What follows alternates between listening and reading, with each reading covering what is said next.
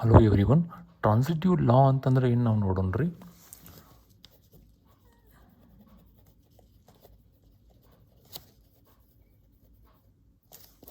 ಇದ್ರಾಗ ರಿಲೇಷನ್ನ ಸೆಟ್ದಿಂದ ಅದೇ ಸೆಟ್ಟಿಗೆ ಇರಬೇಕಾ, ಆಮೇಲೆ ಯಾವ ಬೇಕಾದ 3 ಎಲಿಮೆಂಟ್ ತಗೋರಿ ಎದಿಂದ.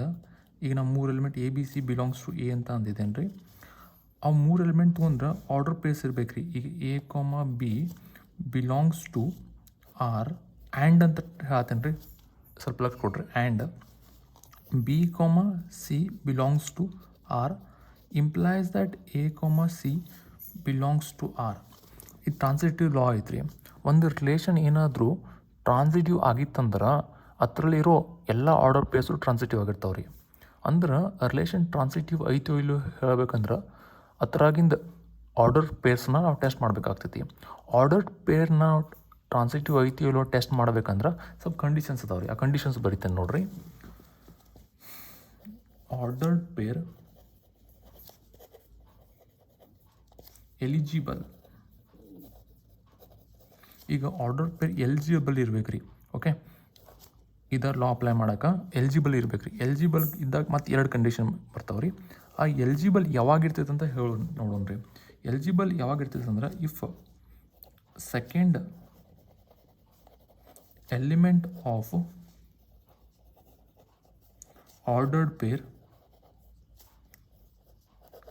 is present in first place of other ordered pair. Okay, ಇದು ಎಲಿಜಿಬಲ್ ಕಂಡೀಷನ್ ರೀ. ಸೆಕೆಂಡ್ ಎಲಿಮೆಂಟ್ ಆರ್ಡರ್ ಪೇರ್ದಾಗ ಏನು ಸೆಕೆಂಡ್ ಎಲಿಮೆಂಟ್ ಇರ್ತೈತಲ್ಲ ರೀ, ಅದು ಫಸ್ಟ್ ಪ್ಲೇಸ್ದಾಗ ಇರಬೇಕು. ಅದರ್ ಆರ್ಡರ್ ಪೇರ್ಸ್ದಾಗ ಇರೋದು. ಅದ್ರಾಗ ಮತ್ತು 2 ಕಂಡೀಷನ್ ಬರ್ತಾವೆ ರೀ. ಯಾವ ಅಂತಂದ್ರೆ 1ನೇ ಕಂಡೀಷನ್ ಏನಂತಂದ್ರೆ ಆರ್ಡರ್ಡ್ ಪೇರ್ ಟ್ರಾನ್ಸಿಟಿವ್ ಆಗ್ತೈತಿ. ಓಕೆ, 2ನೇ ಕೇಸ ಆರ್ಡರ್ಡ್ ಪೇರ್ ನಾಟ್ ಟ್ರಾನ್ಸಿಟಿವ್ ಆಗ್ತೈತಿ.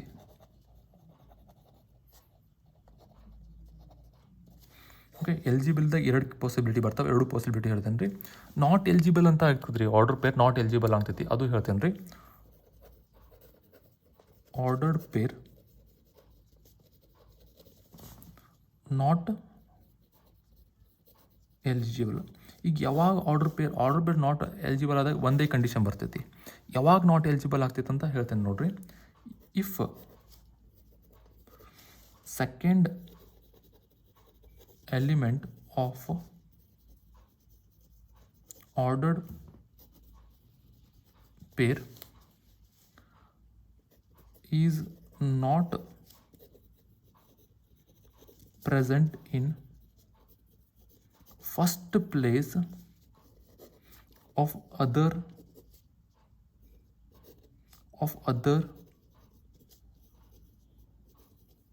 ordered pair. ಇದ್ರಾಗ ಒಂದೇ ಕಂಡೀಷನ್. ಒಂದು ವೇಳೆ ಆರ್ಡರ್ ಪೇರ್ ಎಲಿಜಿಬಲ್ ಐತೆ ಇಲ್ಲ ಅಂತ ತಿಳ್ಕೊರಿ, ಅದು ಆರ್ಡರ್ ಪೇರ್ ಡೈರೆಕ್ಟ್ ಟ್ರಾನ್ಸಿಟಿವ್ ಆಗ್ತೈತೆ ರೀ. ಇದು ನೋಡ್ರಿ, ಈ ಕಂಡೀಷನ್ ನಿಮ್ಗೆ ಏನು ಗೊತ್ತಾಗೈತಲ್ಲ ರೀ, ಇದನ್ನ ನನ್ನ ಕಡೆ ಸ್ವಲ್ಪ ರಿಲೇಷನ್ಸ್ ಅದಾವೆ ರೀ, ಅದ್ರ ಮೇಲೆ ಟೆಸ್ಟ್ ಮಾಡೋಣ ರೀ. ಇಲ್ಲಿ ನೋಡ್ರಿ, ಇದು ಎ ಅನ್ನೋ ಸೆಟ್ ಇದೆ.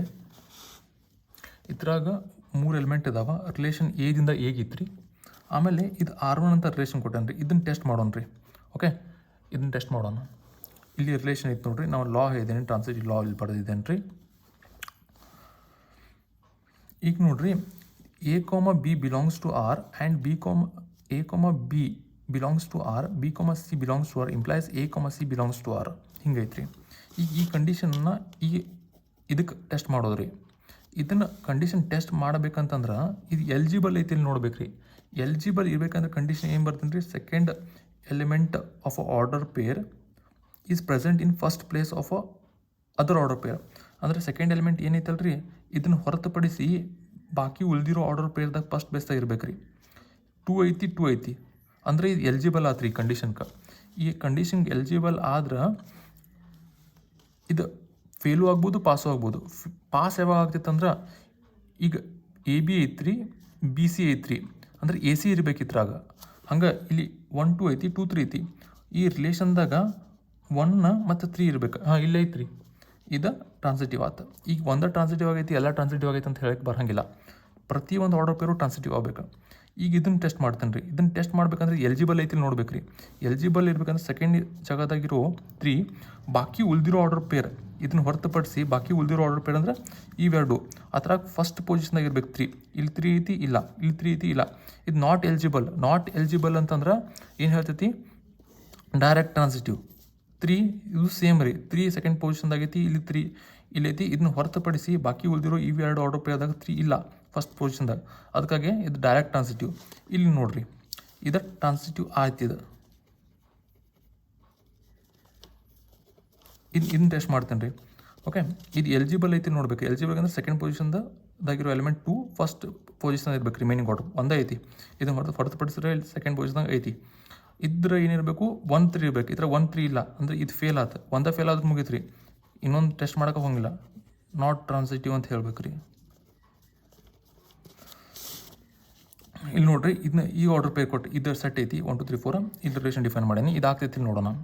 ಮೊದಲ ಇದು ರಿಲೇಷನ್ ಟ್ರಾನ್ಸಿಟಿವ್ ಆಗ್ಬೇಕಂದ್ರೆ ಇವು ಎರಡು ಟ್ರಾನ್ಸಿಟಿವ್ ಆಗಬೇಕು ನೋಡ್ರಿ. ಇದು ಚೆಕ್ ಮಾಡ್ಬೇಕು ರೀ. ಲಾ ಅಪ್ಲೈ ಮಾಡೋಕೆ ಬರ್ತೈತಿಲ್ಲ.